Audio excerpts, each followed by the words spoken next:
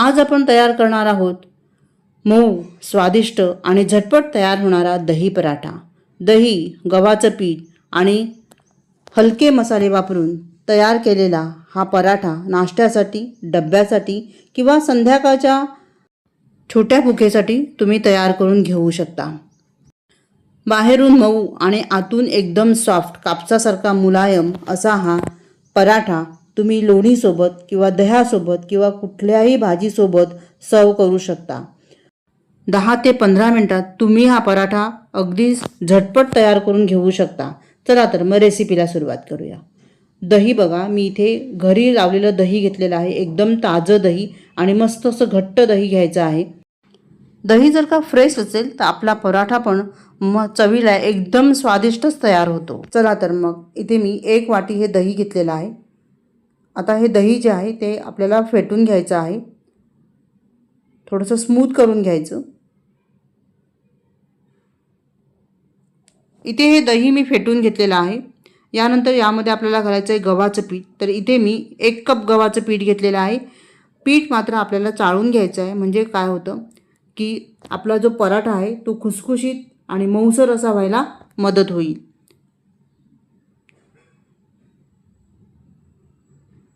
इथे हे पीठ मी चाळून घेतलेलं आहे। यानंतर यामध्ये आपण हलकेसे मसाले घालणार आहोत। तर इथे बघा, पाव चमचा मी धणा पावडर घेतलेली आहे, पाव चमचा आपण जिरा पावडर घेऊया, पाव चमचा ओवा घालायचा आहे, पाव चमचा लाल तिखट घेऊया। लाल तिखटऐवजी तुम्ही चिली फ्लेक्स पण वापरू शकता। पाव चमचा आपण इथे हळद घेतलेली आहे आणि इथे आपल्याला वापरायची कसुरी मेथी। तर 1 चमचा आपण इथे कसुरी मेथी घेणार आहोत, हाताने चांगली चोळून बारीक करून घ्यायची। कसुरी मेथीमुळे हा पराठा जो आहे तो मस्त असा स्वादिष्ट लागतो, त्यामुळे कसुरी मेथी असेल तर अवश्य वापरा। यानंतर यामध्ये चवीनुसार आपण मीठ घालूया।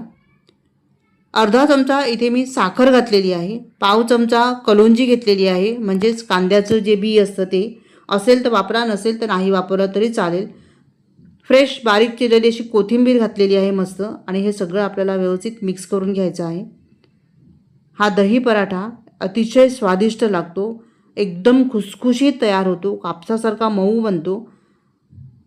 आता हे सगळं जे आहे ते आपण व्यवस्थित मिक्स करून घेतलेलं आहे। आता यानंतर आपल्याला जी पाण्याची गरज लागणार आहे, तर पाणी न घालता इथे मी दुधाचा वापर करते आहे। दुधाचा वापर केल्यामुळे पराठा एकदम सॉफ्ट बनायला मदत होते। याशिवाय दही जर थोडंसं आंबट असेल तर दहीचा आंबटपणा पण कमी होतो। थोडं थोडं करून हे दूध आपण इथे वापरणार आहोत। हे पीठ जे आहे ते एकदम सॉफ्ट असं पीठ आपल्याला तयार करून घ्यायचं आहे।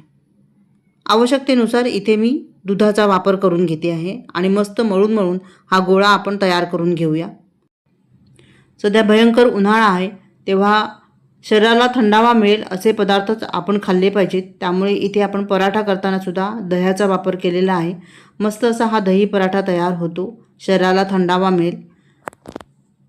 पीठ आपण इथे व्यवस्थित मळून घेतलेलं आहे, थोडंसं तेल मी ह्यावर शिंपडलेलं आहे आणि हे व्यवस्थित आपण मळून घेऊया।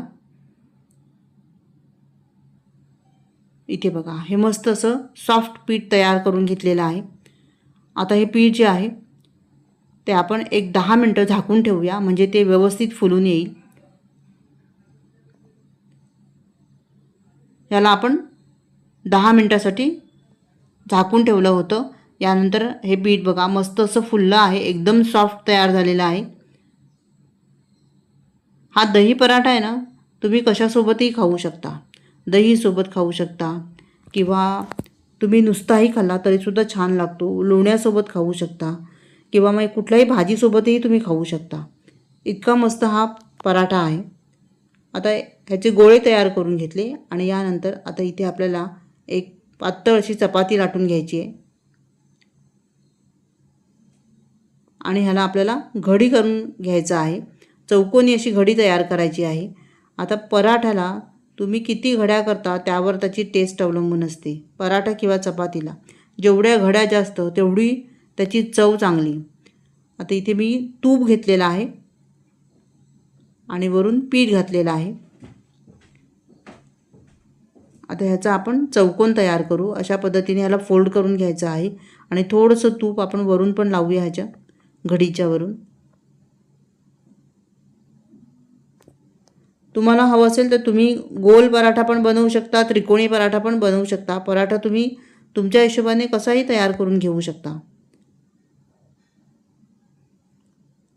ही चौकोनी घडी आपण तयार केली आणि आता आपण चौकोनी पराठा लाटून घेणार आहोत. तर पोळीपेक्षा हा पराठा जो आहे तो थोडासा जाडसर आपण तयार करून घेऊया. हा पराठा ऑल इन वन आहे. तुम्ही नाश्त्यासाठी तयार करून घेऊ शकता किंवा मुलांच्या डब्यासाठी सुद्धा तयार करून घेऊ शकता किंवा लंच बॉक्समध्ये सुद्धा देऊ शकता. दोन्ही वेळच्या जेवणासाठी तयार करून घेऊ शकता. मधल्या वेळेत मुलांना काहीतरी खायला द्यायचं असेल तर त्याकरता पण तुम्ही हा पटकन तयार होणारा दही पराठा तयार करून घेऊ शकता. मस्त हा पराठा लागतो. चला, एवढं बोलता बोलता हा पराठा पण आता आपला लाटून झालेला आहे बघा. मस्त असा चौकोनी तयार करून घ्यायचा आणि थोडासा जाड ठेवायचा. या पद्धतीने हा पराठा आपण तयार करून घेतला. असेच आपण बाकीचे पराठे तयार करून घेऊया. तवा इथे गरम करत ठेवलेला आहे आणि आता आपण ह्याला शेकून घेऊया. मध्यम आचेवर ह्याला आपल्याला शेकून घ्यायचं आहे. ही एक बाजू उलटली की व्यवस्थित दाब देऊन ह्याला चांगलं शेकून घ्यायचं आणि असे सोनेरी डाग येईपर्यंत आपल्याला मस्त असा हा पराठा जो आहे तो शेकून घ्यायचा आहे. वरून तूप किंवा तेल तुम्ही लावू शकता. मात्र तूप लावलं तर त्याची चव आणखीन वाढते, त्यामुळे तूप किंवा बटर लावू शकता तुम्ही.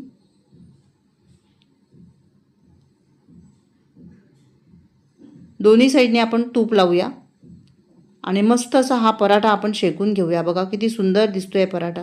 त्याला रंगही खूप छान आलेला आहे. शेकला गेलेलाही छान आहे. दोन्ही साईडनी मस्त असा तांबूस रंग आलेला आहे आणि खायला तर अतिशय स्वादिष्ट आहे. मस्त असा हा आपला पराठा तयार झालेला आहे, तुम्ही पाहू शकता.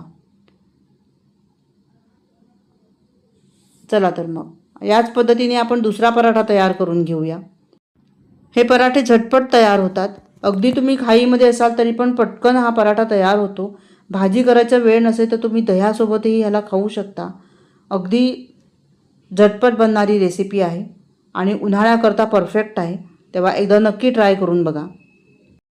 रेसिपी आवडली तर लाईक आणि कमेंट करायला मात्र विसरू नका. व्हिडिओ पाहिल्याबद्दल तुम्हा सर्वांचे खूप खूप आभारी आहे. पुन्हा भेटूया अशाच एका छान नवीन रेसिपीसह. तोपर्यंत धन्यवाद. Bye bye.